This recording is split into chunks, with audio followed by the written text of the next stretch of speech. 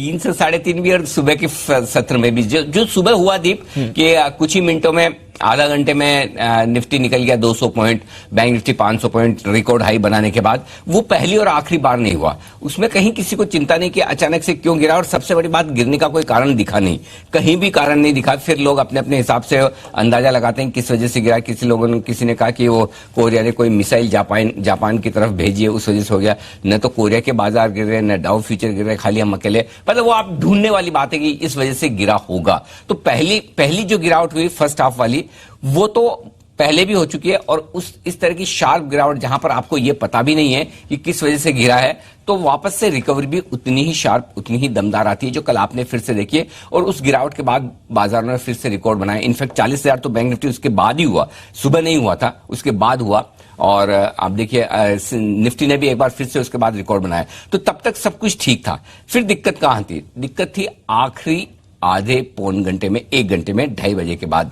ये जो गिरावट आई वो थोड़ी अनएक्सपेक्टेड थी। और अनएक्सपेक्टेड क्यों? क्योंकि डाउ फ्यूचर्स आपको 7500 पॉइंट ऊपर ट्रेड करते हुए दिख रहे थे, यानी कि अमेरिका से संकेत ठीक, बाकी ग्लोबल मार्केट्स में कहीं कोई दिक्कत नहीं।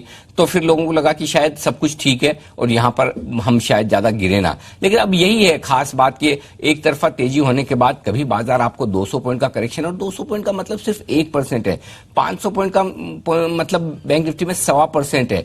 1.25% की गिरावट कभी भी बिना किसी वजह के सिर्फ मुनाफा वसूली से भी हो सकती है। पॉइंट्स में देखेंगे आपको डर लगेगा, परसेंटेज में देखेंगे तो आपको लगेगा कि नहीं बहुत ज्यादा नहीं गिरे हैं। और क्लोजिंग तो फिर भी आपको 18,400 के ऊपर की मिली है, जो कि किसी भी हिसाब से खराब नहीं है। तो मेरा ये समझना है दीप कि ठीक है, थोड़ी बहुत प्रॉफिट बुकिंग, थोड़ी बहुत वॉलेटिलिटी होगी। और ये विक्स आपको ऑलरेडी इस बात के संकेत दे भी रहा है। जो 12 के आसपास विक्स ट्रेड करता था, अब 19 के आसपास आ गया, यानी कि 50% से ज्यादा विक्स वॉलेटिलिटी को मापने वाला इंडेक्स बढ़ चुका है। ये साफ ये बता रहा है कि उतार चढ़ाव बढ़ेगा, और सब लोग मानते हैं।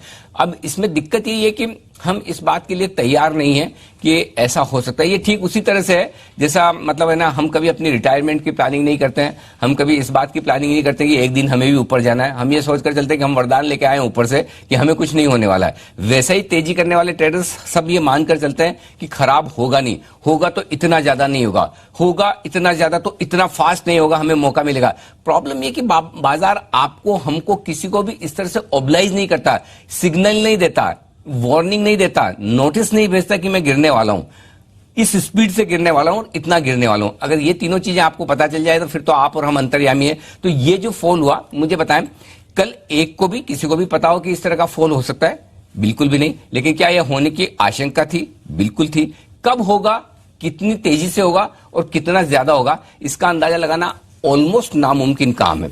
जब आप जिस चीज का अंदाजा नहीं लगा सकते, जिसका पता नहीं, तो फिर क्या करना है?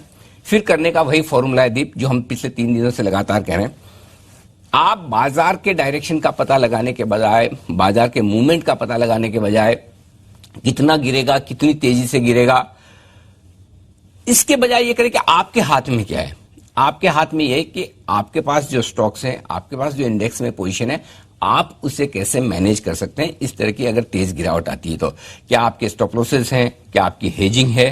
क्या आपकी पोजीशन जरूरत से ज्यादा तो नहीं है, चाहे वो तेजी की तरफ हो चाहे मंदी की तरफ? अगर आपने ये 2-3 चीजें अपने दिमाग में बिठा ली तो फिर फॉल आए, वहां पर आप पैनिक नहीं करेंगे, बल्कि मौके ढूंढेंगे खरीदारी करने के। जैसे ही किसी इंपॉर्टेंट लेवल के आसपास आता है, आप खरीदने की कोशिश करेंगे। और कल भी देखिए आप, कौन सा इंपॉर्टेंट लेवल निफ्टी ने तोड़ा है? न 18,350 के नीचे गए आप, 18,377 का लो बनाकर ही घूम गए, करेक्ट। और एक बार तो वहां से आपको अच्छी खासी 18,600 तक की रिकवरी भी मिली, फिर से एग्जिट करने का चांस भी मिला।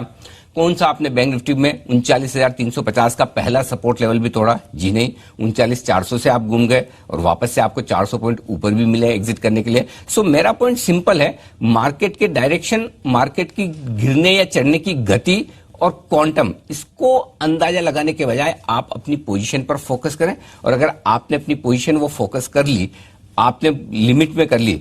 देखिए प्रॉब्लम होती कहां होती है दीप, कि 18,500 पर सबको भर भर के लेना है और 8,500 पर किसी को लेना नहीं है। वहां पर जहां भर कर लेना होता है वहां हम कम लेते हैं या नहीं लेते हैं, और जहां शायद नहीं लेना होता है या कम लेना होता है लिमिट में, वहां आप भर भर के लेते हैं। सो इसलिए मेरा पॉइंट सिंपल है कि आप अपनी ट्रेडिंग पोजीशन पर, अपनी इन्वेस्टमेंट पोजीशन पर फोकस करें, बजाय बाजार में क्या कुछ हो सकता है। बाजार में वो कुछ भी हो सकता है जो आप और हमारी इमेजिनेशन, सोच से विपरीत है, चाहे वो तेजी की तरफ हो चाहे मंदी की तरफ। तो इतने दिन 7-8 दिन लगातार मंदी करने वालों को झटके देने के बाद अगर एक दिन बाजार ने तेजी करने वालों को झटका दे दिया तो उसमें गलत नहीं है, वो सही है।